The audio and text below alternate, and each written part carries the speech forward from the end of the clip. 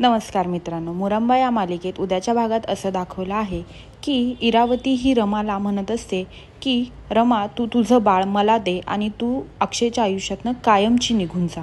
असं बोलल्यानंतर रमा तिच्याकडे एकसारखीच बघत असते आणि रमा मनातल्या मनात कुठे ना कुठे म्हणत असते, तू काहीही कर, मी माझं बाळ तुला देणार नाही.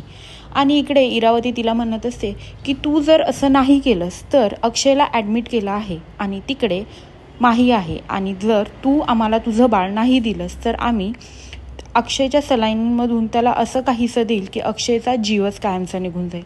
हे सगळं बघून आता रमा खूपच घाबरलेली असते आणि रमाला हे कुठे ना कुठेतरी माहीत असतं की इरावती हे सगळंच करू शकते आणि तिला सगळे फोटोज दाखवते की अक्षयला ॲडमिट केलं आहे. आता रमा ही हतबल असते कारण की तिला अक्षयचा जीव वाचवायचा असतो.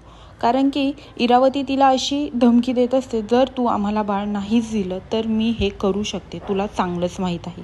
आता रमा खूप इमोशनल होऊन खूप रडायला लागलेली असते तरी इरावतीला काहीच फरक पडत नाही.